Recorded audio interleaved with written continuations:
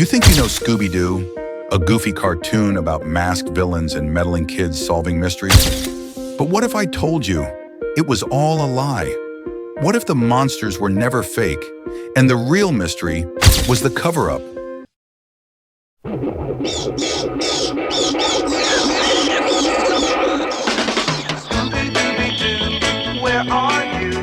Every single episode ends the same way. A ghost, just a guy in a costume. A vampire, just a projection. A demon, some greedy real estate agent. But think about it. Why is every monster always fake? Why does every case get solved the exact same way? It's not a coincidence. It's a pattern, a system, a script. Because the truth is, they can't let you believe in monsters. Not on TV, not in the real world. So instead, they unmask the truth. Let's go deeper. In the 2010 series Scooby-Doo, Mystery Incorporated, they broke the rules.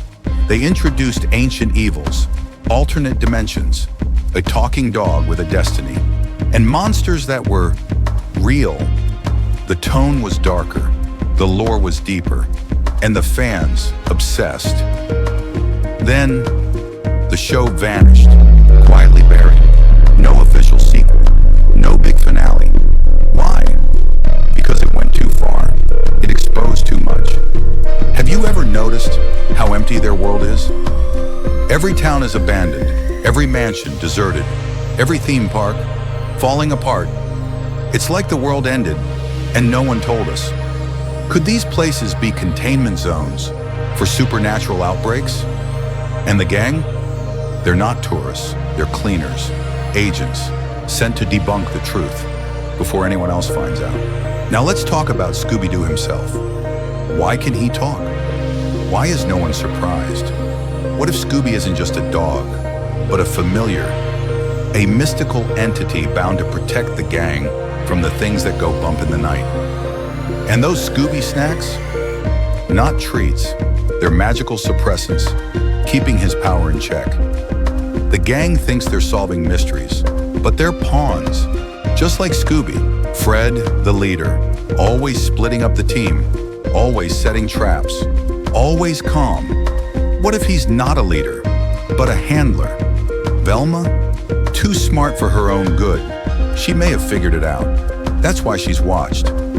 Daphne's family? Possibly tied to ancient cults or magical bloodlines. And Shaggy, poor Shaggy, a broken psychic, constantly scared, constantly hungry, seeing things no one else sees because he remembers the truth. They're not chasing monsters. They're cleaning up reality. The monsters were real. They are real. But if the world knew, it would fall apart.